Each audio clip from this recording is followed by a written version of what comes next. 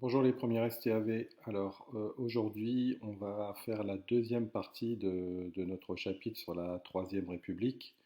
Je ne ferai que cette deuxième partie, parce que j'aimerais autant que la troisième, on puisse la faire en classe.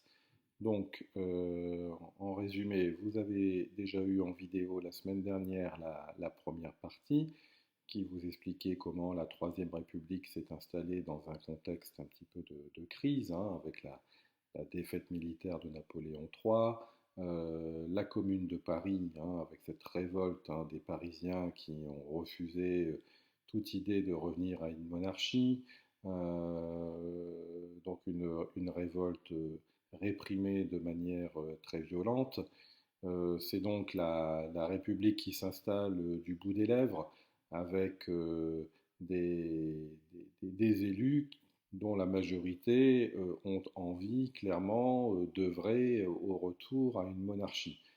Pour autant, les divisions entre les monarchistes et puis la volonté de véritablement faire preuve de pédagogie auprès des Français et d'ancrer, d'enraciner petit à petit dans les esprits les valeurs de la démocratie ont permis petit à petit de consolider cette démocratie qui était arrivée vraiment de manière particulièrement chaotique, mais avec le retour des libertés, avec la mise en place de représentations de la République, hein, avec un hymne national, une fête nationale, une égérie symbolique, Marianne, je vous dis le retour à différents types de libertés, d'expression, notamment de réunion, de liberté politique.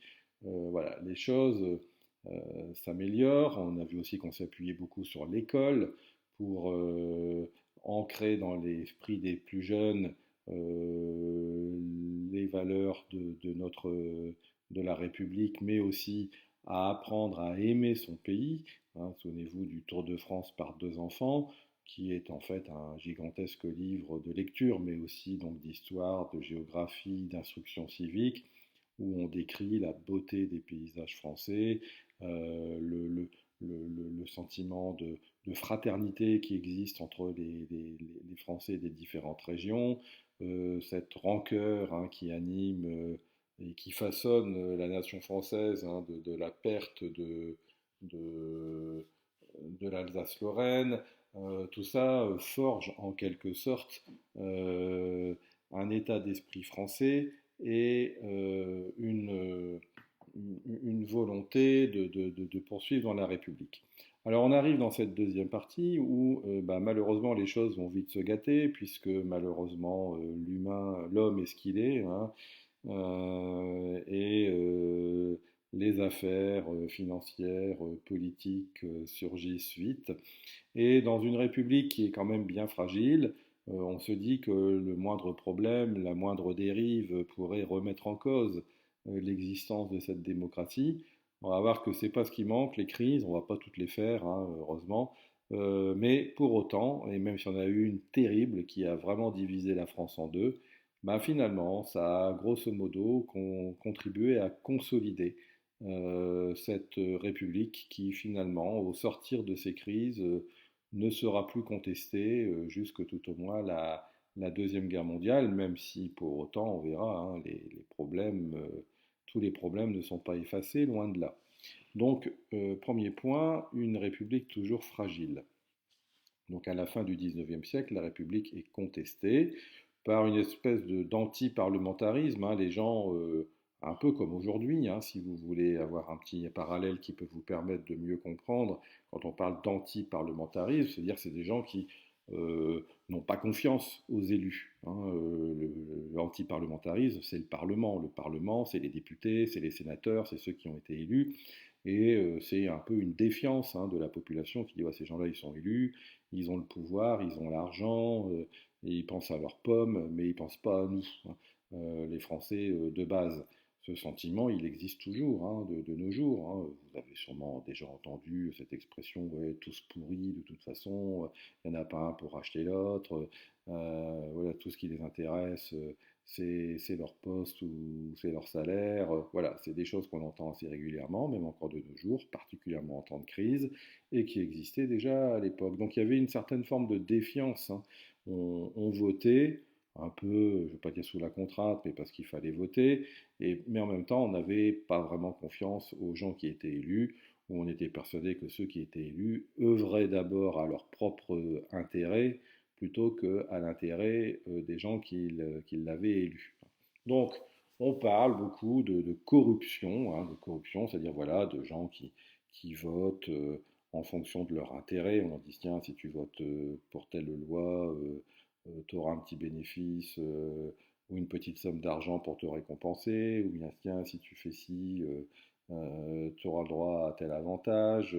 Voilà. Et donc on est un petit peu dans ce milieu du pouvoir, hein, où les gens qui ont le pouvoir finalement s'entendent, hein, entre eux pour voilà, pas se tirer dans les pattes et essayer de vivre le mieux possible. Et résultat, ben, il y a une série de petites magouilles qui se font plus ou moins graves et qui, souvenez-vous, avec la liberté de la presse, hein, qui avait été accordée, ben, il y a des journalistes qui font leur métier, qui font leur enquête et qui régulièrement dévoilent des scandales. Alors vous avez notamment un scandale d'un fils de président à l'époque, hein, président de la Troisième République, son fils, bah, qui a accès un petit peu à tous les placards, hein, et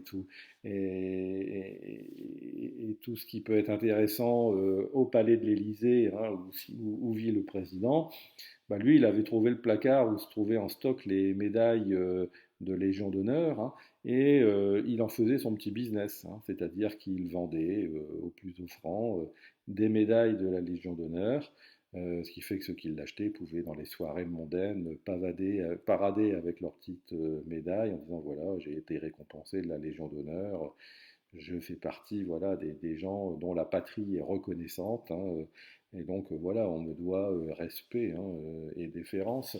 Tout ça parce que ces gens-là, en fait, ne l'avaient jamais eu, mais avaient acheté en douce la médaille. Bon, ça c'est su, ça a fait scandale, il y a des gens qui ont été donc obligés de rendre leur Légion d'honneur, ça a fait un petit peu désordre. Autre scandale plus important, le scandale de Panama. Alors Panama, on a beaucoup parlé d'un canal là, ces derniers jours qui est le canal de Suez avec un bateau qui s'est bloqué dedans. Là. Alors souvenez-vous, le canal de Suez, c'est un canal qui est complètement artificiel, hein, qui a été creusé, financé par les Anglais et creusé par les Français, hein. C'est un ingénieur qui a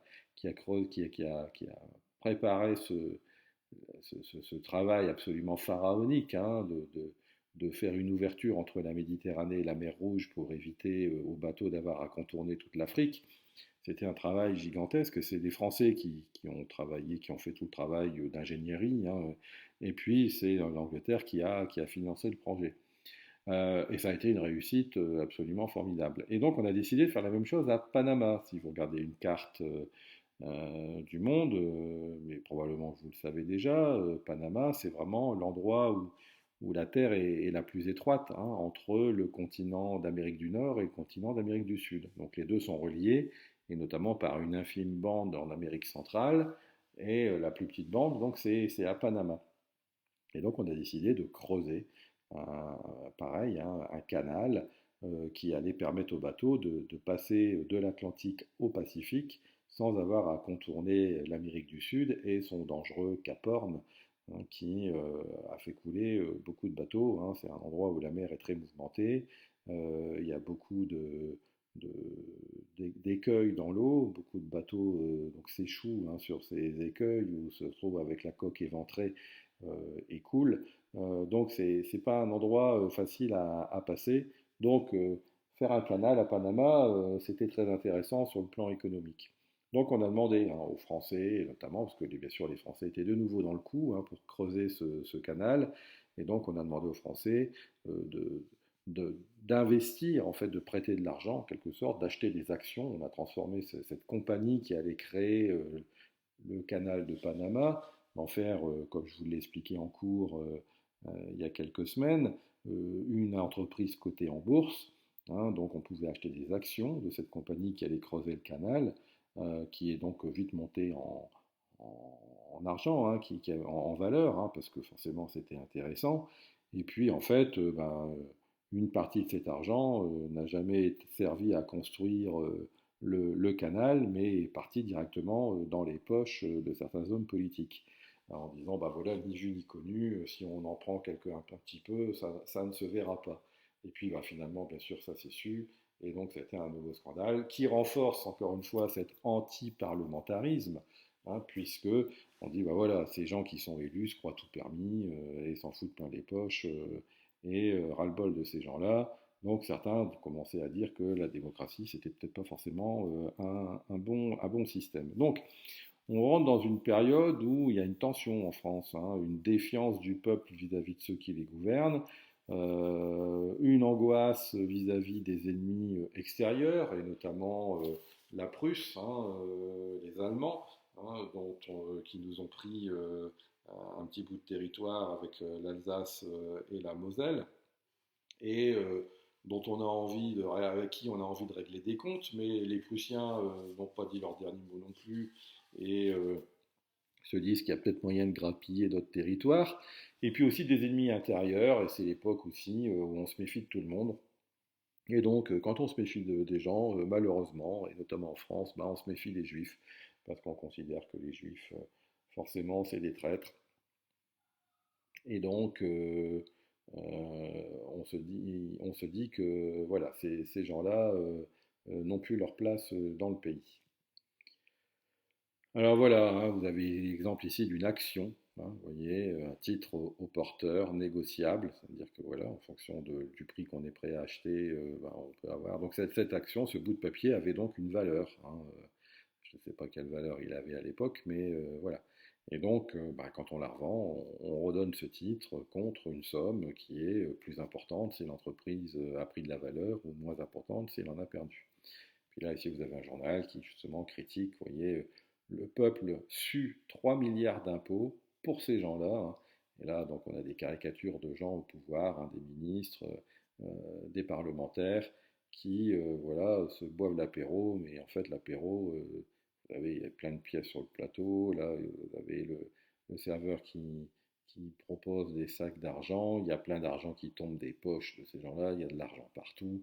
Donc ici, voilà, on critique bien, hein, ces gens qui veulent toujours plus d'argent, qui ne savent plus quoi en faire, ça tombe de tous les côtés et qui magouillent tout ce qu'ils peuvent, alors que les Français, eux, en bavent pour vivre.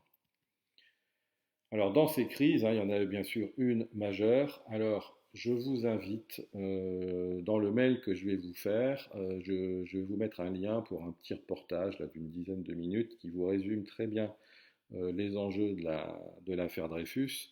Je vous invite très fortement à la regarder avant qu'on en fasse un résumé dans le chapitre. Donc, je vous invite à retourner sur mon mail, à cliquer sur le lien de la vidéo, de la regarder, elle fait un tout petit 10 minutes.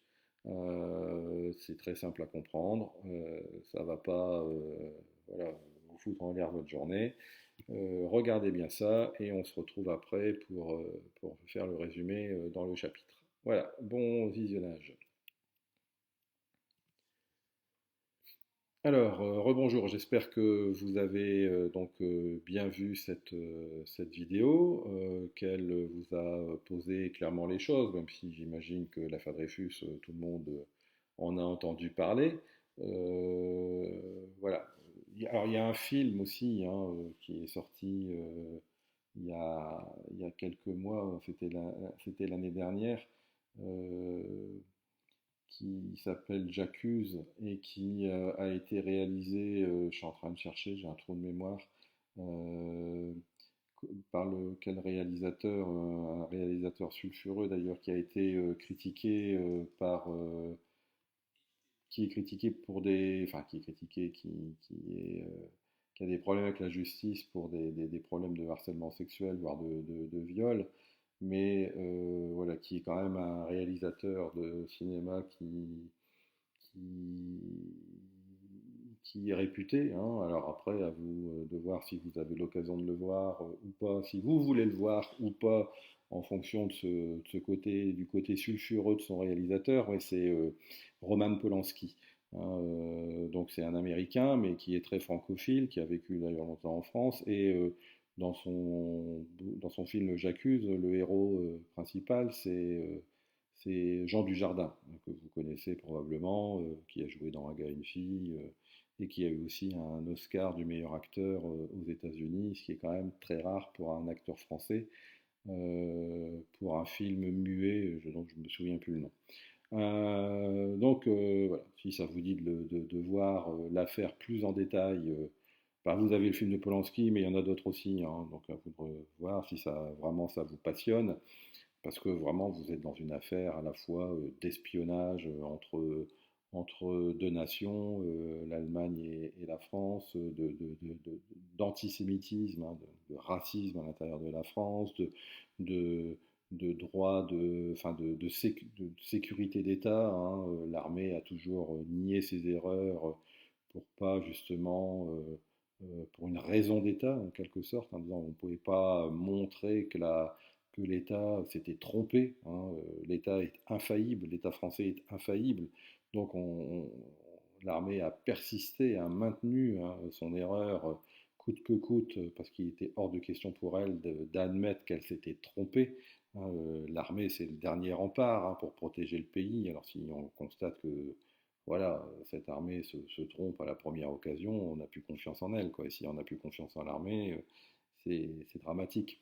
Donc il y a tout ça qui se mélange, hein, affaires d'État, affaires de racisme, espionnage entre les deux pays.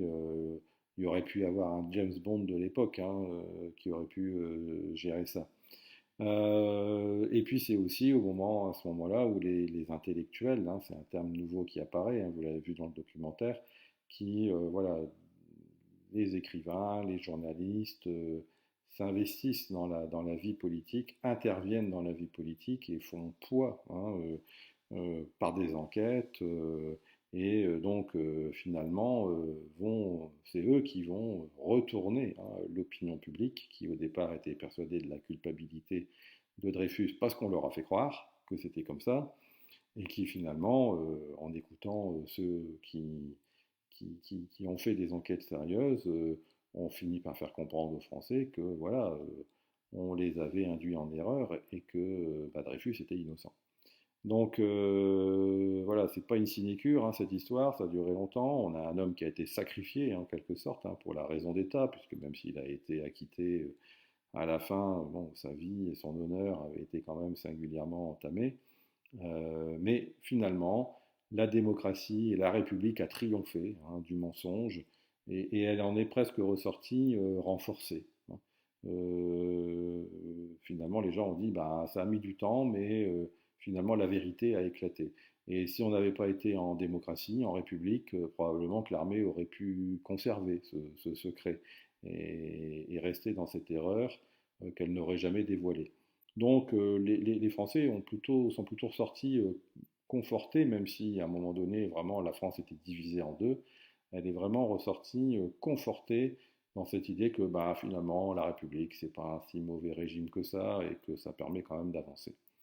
Donc si on résume brièvement, je vous lis, mais vous pourrez m'écrire si vous avez des questions à me poser, s'il y a des choses qui ne sont pas claires, vous m'écrivez, et puis je répondrai. Si vous êtes beaucoup à m'écrire, on essaiera de faire une séance dans la semaine pour essayer de remettre ça à plat. Donc dans le contexte un peu tendu, hein, à cette époque-là, où les scandales politico-financiers se multiplient, où on est en tension avec l'Allemagne, bon, ben, d'un seul coup éclate l'affaire Dreyfus, et voilà, ça c'est un petit peu la goutte d'eau qui fait déborder le vase, hein.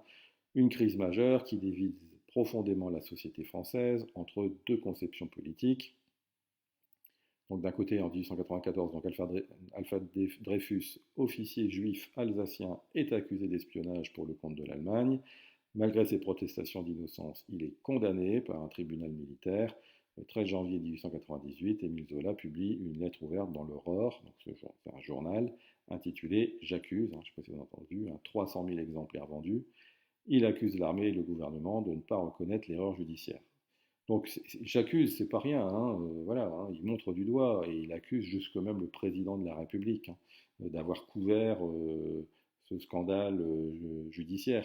Et donc il sait très bien qu'il va avoir des ennuis, mais il s'en fout, comme c'est dit dans le reportage, si je me souviens bien.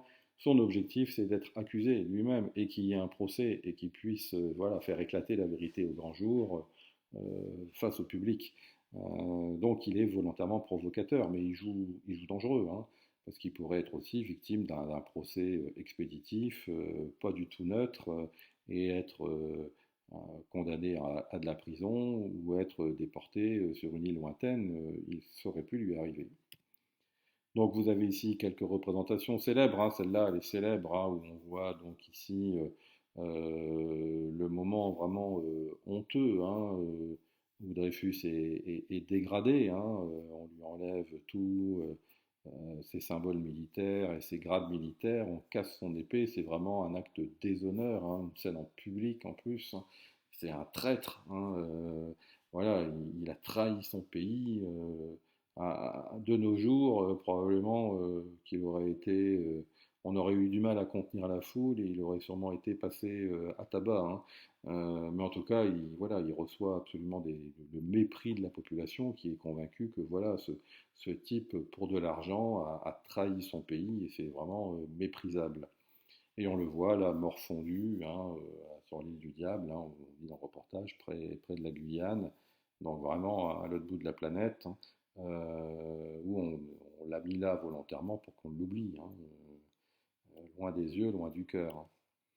Pour autant, voilà, certains œuvrent pour lui, hein, donc vous avez ici, vous voyez, les 6 colonnes, hein, voyez, donc, c'est un article fleuve, hein, où voilà, Zola décline toutes les preuves hein, qu'il a réussi à récolter et qui prouvent par A plus B hein, régulièrement que voilà, il y a eu une erreur judiciaire, que cette erreur, eh ben, elle a été couverte hein, par l'armée, par l'État, parce que ça a arrangé tout le monde, que finalement le coupable soit un juif, ça faisait les affaires de l'armée et du gouvernement.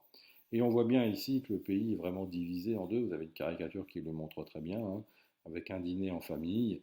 Vous avez ici donc toute la famille qui est réunie à un repas et vous avez le chef de famille qui avertit en disant bon, surtout, on ne parle pas de l'affaire Dreyfus, quoi. Et puis vous avez cette deuxième image où c'est marqué laconiquement en dessous ils en ont parlé, hein, et donc ouais, et que tout le monde se fiche sur la figure à la fin parce que les choses ont dégénéré, ce qui montre bien que les enjeux sont vifs, hein.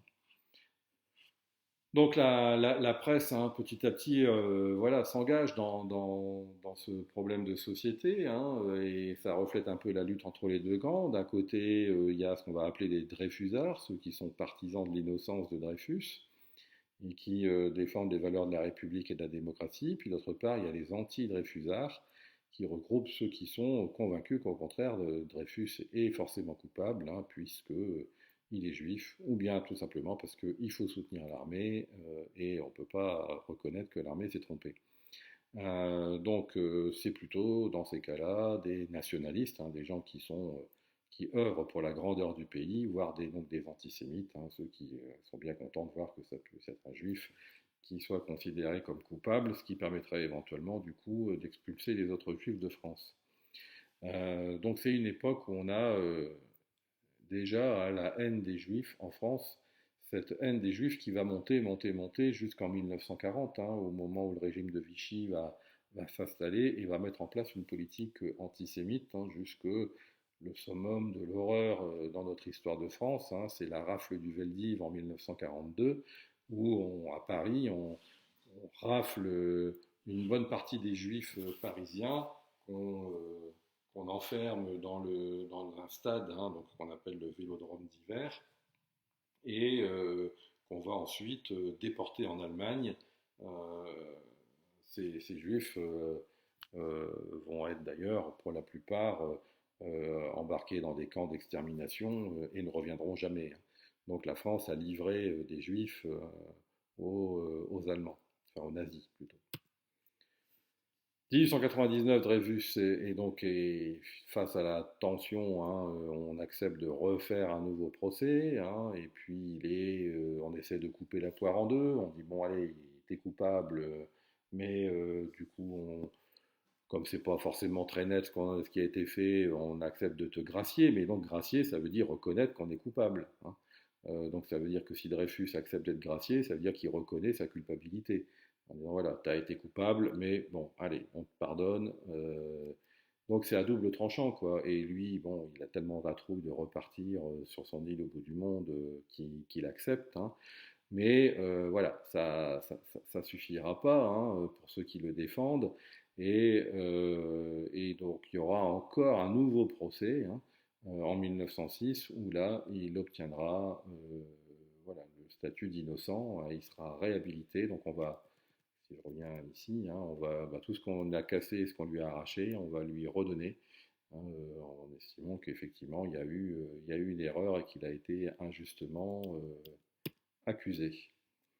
Alors, cet événement, hein, qui a été vraiment une période de grande tension en France, étonnamment a permis d'enraciner la République et une République qui va devenir de plus en plus donc laïque, c'est-à-dire dégagée des affaires religieuses. Euh, et notamment donc les républicains comprennent qu'ils ont intérêt à écarter petit à petit les ennemis de la République. Et un des ennemis potentiels, ça peut être l'Église, hein, l'Église qui est quand même plutôt, on va dire, favorable à la monarchie, hein, puisque quand la monarchie est au pouvoir, l'Église a du pouvoir aussi, quoi. C'est beaucoup moins le cas quand c'est la République qui est en place. Et donc, du coup, c'est pour ça que l'Église, dans l'affaire Dreyfus, elle a plutôt soutenu les anti-Dreyfusards, c'est-à-dire elle a plutôt soutenu la thèse de la culpabilité de Dreyfus. Et donc, voilà, certains ont dit, bah voilà, ça m'étonne pas, ils veulent un retour à la monarchie, en plus l'Église, elle est un peu raciste, elle est surtout antisémite, hein, il y a un passif, hein, entre les catholiques et les juifs, hein, un passif qui est pas du tout attesté, hein, mais voilà, certains pensent encore, hein, de même de nos jours, que Jésus est mort parce qu'il a été trahi par un de ses disciples, Judas, et Judas était juif, hein. Et donc on estime que voilà, c'est ça la source du problème, hein, c'est que Judas, il a accepté de dénoncer Jésus aux Romains moyennant une somme d'argent. Et donc à partir de là, s'est bâtie la légende que les Juifs étaient prêts à tout pour de l'argent. Bon, voilà, on est parti d'un exemple. Il y a des tas de gens, hein, qui ne sont pas juifs et qui ont fait des choses pour de l'argent, hein. Mais ça, on l'a jamais rien dit. Mais pourquoi là, on a décidé que voilà, les Juifs du coup n'étaient intéressés que par l'argent, et donc n'avaient pas d'amour pour une patrie particulière et pensaient avant tout à leur intérêt. Donc à cette époque-là, on va dire qu'on a le sentiment que l'Église pensait plutôt ce genre de choses. Du coup, bah, comme cette République, vous avez vu, hein, avec Marianne, avec le 14 juillet, avec la Marseillaise, était quand même très inspirée par la Révolution française. Cette Révolution française, à un moment donné, souvenez-vous, elle a séparé, hein, aussi l'Église de l'État, hein. Il y a eu les prêtres réfractaires, hein, et les prêtres qui acceptaient de prêter serment à la Constitution, qui devenaient fonctionnaires, hein. Donc ça, c'était pendant la Révolution française. Ceux qui acceptaient la Révolution prêtaient serment à la Constitution et devenaient fonctionnaires. Ceux qui refusaient de prêter serment à la Constitution et ne voulaient prêter serment que sur la Bible étaient des prêtres réfractaires et donc pouvaient être arrêtés, voire assassinés, hein, par le peuple en colère. Et donc, on s'est dit à l'époque bah, que c'était plutôt des bonnes choses, hein, que l'Église soit d'un côté et que l'État soit de l'autre et qu'il n'y ait plus rien à voir entre les deux. L'Église, la religion de manière générale, c'est une affaire privée, c'est une affaire de conscience personnelle, c'est pas une affaire publique, c'est pas elle qui doit gérer l'État. Donc, et puis comme cette Église a fait un peu l'erreur de soutenir les anti-Dreyfusards, de militer contre Dreyfus, voilà. À ce moment-là, les républicains qui s'installent, on le sent de manière un peu plus durable, décident qu'il faut écarter l'Église qui peut potentiellement être une menace. Donc l'État doit se dégager des affaires religieuses. Et ça se passe d'abord par les lois de Jules Ferry, hein, j'en reviens pas sur lui, c'est votre Dieu, hein. qui impose une école laïque, hein, qui garantit l'absence de signes et d'enseignements religieux dans les établissements publics. Et donc, petit à petit, on arrive à la loi de la séparation, qui officialise la séparation de l'Église et de l'État en 1905. Alors bien sûr, les catholiques vont largement protester, parce que ça veut dire qu'on sort par exemple l'enseignement religieux de l'école, hein, et donc le catéchisme, hein, se fera en dehors de l'école, mais l'État considère que voilà, les affaires publiques sont neutres, hein, et donc on n'a plus rien à voir avec la religion. Alors en dehors du fait que l'Église se retrouve exclue de l'école, elle se retrouve aussi sans argent, hein, puisque l'État considère qu'elle n'a plus à donner d'argent à l'Église, ce qui va poser problème notamment pour payer le personnel religieux, mais aussi entretenir les bâtiments religieux, euh, et ça ne fonctionnera plus que sur des dons à ce moment-là, hein, que les croyants donnent pour que les bâtiments puissent rester debout et que le personnel ecclésiastique puisse toujours célébrer des messes. Alors là, vous avez encore une fois deux illustrations. On voit ici Jules Ferry, hein, qui va couper la corde qui attache, vous voyez, Marianne ici au pape. Le pape, vous voyez, qui est un peu dénigré avec sa tiare ici, qui lui couvre les yeux, il ne sait pas trop où il va. Ici, vous avez un curé qui est ivre-mort avec sa bouteille. Alors lui, il est ici éclairé par Voltaire, donc un philosophe des Lumières, l'un des premiers qui militait justement pour la séparation de l'Église et de l'État. Donc voilà, le Dieu ici serait plutôt voilà, la philosophie des Lumières, hein, qui voilà, lui donne du courage pour casser les liens, couper les liens entre la République et donc l'Église. Vous avez l'autre version ici par des partisans de l'Église, hein, qui montre que voilà, la Révolution de nouveau, hein, représentée par la guillotine, hein, voilà, s'acharne à vouloir détruire la religion catholique, hein. Donc les hommes politiques, hein, les républicains ici qui ont formé voilà, un bloc parlementaire, qui ont voté la loi de séparation de l'Église et de l'État. Ben là, en l'occurrence, ça va être la séparation de la tête, hein, et du corps. Autrement dit, voilà, on veut la mort de l'Église. Tout ça, bien sûr, encadrer comment on appelle ça déjà? Le bourreau, voilà. Le bourreau, c'est Jules Ferry. Tiens, petite question de culture générale. Vous ne le savez probablement pas. Il y a une phrase, euh, enfin, je ne vais pas dire qui est devenu célèbre, mais un dicton qui définit un métier, hein, et donc c'est le métier de bourreau. Et cette phrase qui voilà, incarnait le métier de bourreau, c'était Dieu et nous seuls pouvons. Autrement dit, voilà, seul Dieu et nous les bourreaux avions le droit de tuer les gens. Donc il s'estimait être au même niveau que Dieu. C'était eux qui avaient le droit de prendre la vie des gens, comme Dieu pouvait éventuellement le faire selon son bon vouloir. Alors, ben, mine de rien, voilà, hein, on a bravé les scandales politico-financiers, on a triomphé de l'affaire Dreyfus qui était épineuse, on a écarté du pouvoir les forces hostiles à la République et notamment l'Église, et donc petit à petit, voilà, en s'appuyant beaucoup sur, sur les œuvres positives de la Révolution française, en insistant sur les libertés dont les Français ont pu bénéficier, petit à petit, cette Troisième République s'enracine, hein, alors pas définitivement puisqu'elle tombera, mais bien plus tard, hein, elle va se enraciner durablement dans l'état d'esprit français. Voilà, donc on verra les enjeux coloniaux bah, la semaine où vous reviendrez. Par contre, je reviens vers vous dans le courant de la semaine. Alors, si jamais il y a des choses qui sont vraiment pas claires, on essaiera de se faire une visio pour refaire le point sur ce qu'on a vu sur le grand 1 et le grand 2.